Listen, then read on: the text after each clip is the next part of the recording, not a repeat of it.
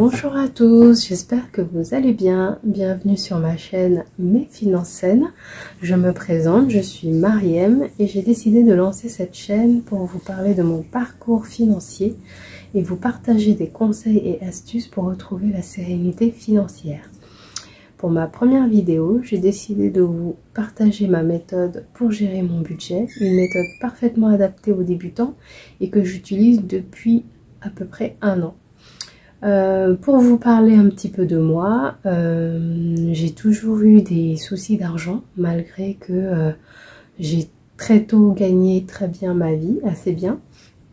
J'avais du mal à gérer mon argent, je finissais toujours mes mois à découvert, je suis montée jusqu'à 2000 € de découvert. J'ai eu également pas mal de dettes, crédit à la consommation, je me suis laissée tenter. Et il y a un an, j'ai décidé de me remettre en question et j'ai décidé de reprendre mes finances en main et de pouvoir mieux gérer mon argent. Pourquoi? Parce que tout simplement, j'ai des projets que je souhaite réaliser, j'ai des rêves que je souhaite également réaliser, j'ai des enfants et pour moi, il est hors de question que je laisse mes enfants débuter dans la vie active sans pouvoir les aider, ou alors de laisser à mes enfants des dettes en héritage. Donc si vous êtes sur cette chaîne et que vous avez cliqué sur cette vidéo, c'est que vous êtes intéressé par les finances et que vous avez peut-être envie de savoir comment gérer votre budget pour avoir de nouveau des finances en bon état et retrouver la sérénité financière. Pour faire un budget, qu'est-ce qu'il vous faut? Moi, j'utilise une feuille budget papier et ou un fichier Excel, un stylo et une calculatrice. Je vais utiliser mon téléphone. Personnellement, j'aime beaucoup utiliser la feuille de papier au début du mois pour tout noter sur la colonne prévue, anticiper. Puis au fil des jours, je check mes dépenses sur le fichier Excel. Ça me permet de traquer, de savoir où est-ce que j'en suis avec les soldes qui se mettent à jour automatiquement tout seul. Pour aujourd'hui, je vais remplir cette fiche budget avec les données d'une personne que j'ai coachée. Cette personne m'a bien sûr donné l'autorisation de les partager. Donc ce qu'on va faire, c'est parcourir les différentes catégories en détail. Certaines personnes pensent que faire un budget est contraignant, mais un budget sert à contrôler son argent et savoir où il va plutôt que de se demander où il est passé. Dans la première catégorie, là, vous allez mettre tous vos revenus. Ça peut être votre salaire, ça peut être une allocation chômage, allocation de la CAF, une prime, un chiffre d'affaires si vous avez votre entreprise, ça peut être le RSA, c'est toutes les entrées d'argent qui arrivent sur votre compte ou vos différents comptes. La deuxième catégorie, c'est les épargnes. Il s'agit de tout l'argent que vous mettez de côté pour réaliser vos projets. Ça peut être une épargne pour Noël, pour la rentrée scolaire, une épargne de précaution pour avoir de l'argent de côté. D'ailleurs, je vous ferai une vidéo beaucoup plus détaillée sur l'épargne de précaution ou épargne de sécurité, car c'est vraiment la base des bases que vous devez avoir pour espérer avoir des finances en très bonne santé. Troisième catégorie, les dépenses fixes. Qu'est-ce que les dépenses fixes? Il s'agit des dépenses dont vous ne pouvez pas vous passer, donc des dépenses nécessaires, par exemple votre loyer ou la mensualité de votre crédit immobilier si vous êtes propriétaire, votre pass Navigo. Moi, je sais que je suis concernée, je vis en région parisienne, donc j'ai une carte Navigo avec un montant fixe tous les mois. Ça peut être votre abonnement fixe Netflix, par exemple, c'est toujours la même somme. Abonnement Prime, Disney+, Spotify ou autre. Ça peut être une assurance fixe que vous payez 2 fois par an ou tous les mois selon ce que vous avez décidé, comment vous l'avez échelonné.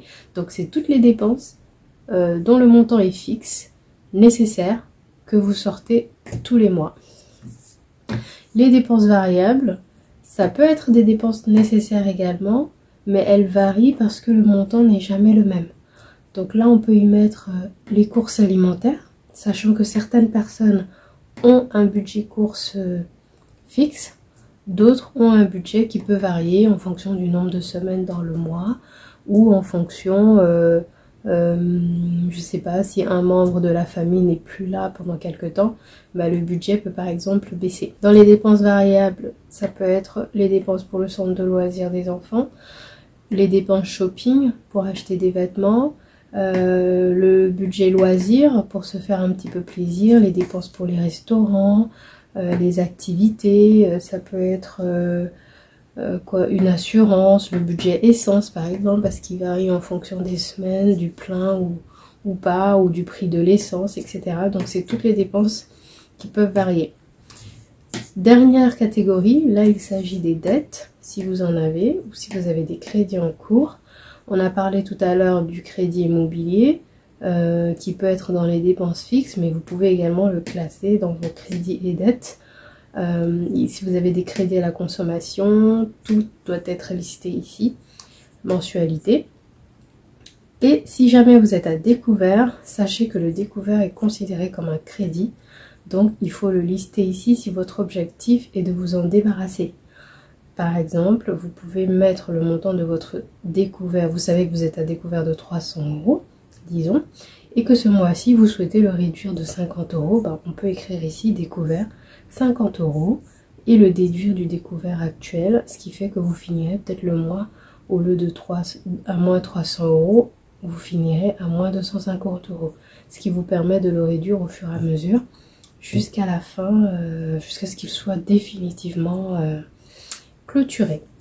Voilà, donc je vais remplir cette feuille et on se retrouve pour la suite où je vais vous montrer comment ma coachée répartit ses dépenses et à la fin bah, vous pourrez vous aussi faire de même et commencer à suivre votre budget.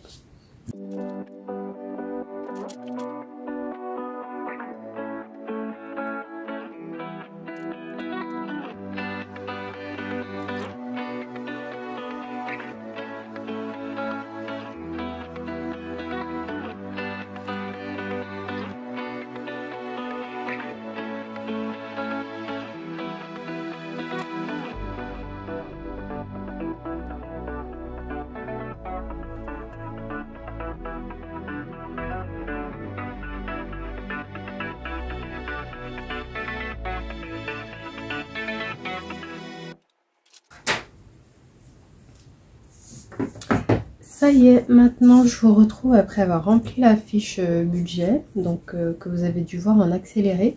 Donc après avoir mis toutes les catégories, elle a un salaire de 2800 €, elle épargne 600 € par mois en prévoyance des vacances pour les enfants, une épargne personnelle, des épargnes pour les cadeaux. Donc l'épargne personnelle c'est pour renflouer son épargne de précaution. Ici vous avez toutes les charges fixes qui reviennent donc tous les mois, assurance mutuelle, téléphone, internet, électricité, frais bancaires.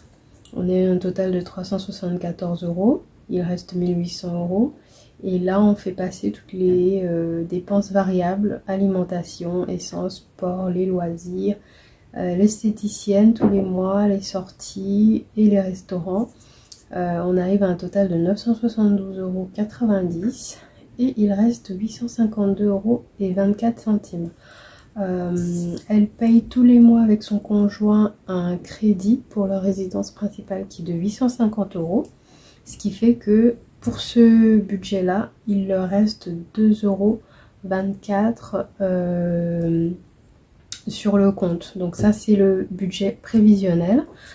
Après, ce qu'il va falloir faire, c'est traquer ses dépenses, bien traquer tout ce qui sort de son compte pour à la fin du mois faire un bilan et voir si le restant prévu est bien équivalent au restant réel. Voilà, certains se basent sur le budget 0, c'est-à-dire qu'à la fin du mois, il doit vraiment rester 0. Dans ces cas-là, ce qu'on peut faire, c'est prendre ces 2,24 € et les virer par exemple sur un compte d'épargne, ce qui fait que bah, il ne reste plus rien sur le compte bancaire. Si vous le souhaitez, vous pouvez également les laisser sur votre compte courant. Il n'y a aucun souci à ça. Sur ma feuille budget, moi j'ajoute quelques lignes pour faire un focus sur les priorités du mois. Ça peut être par exemple ce mois-ci il faut absolument que je règle la cantine, ou alors ce mois-ci il faut absolument que je prévoie une visite chez l'ophtalmologue pour ma fille, etc.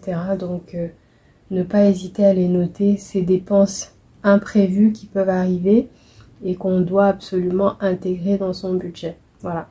Donc, pour résumer, un budget, ce n'est pas contraignant, c'est rapide à faire. Ça vous permet d'avoir l'esprit clair, de savoir où va votre argent, de lui dire où il doit aller. Par exemple, avec l'épargne, elle prévoit ses épargnes, donc elle sait combien elle arrive à mettre de côté et elle anticipe ses projets. Voilà, donc n'hésitez pas, si vous avez des questions, de me les laisser en barre de commentaires. Je me ferai un plaisir de vous répondre. Et je vous dis à la semaine prochaine pour une nouvelle vidéo.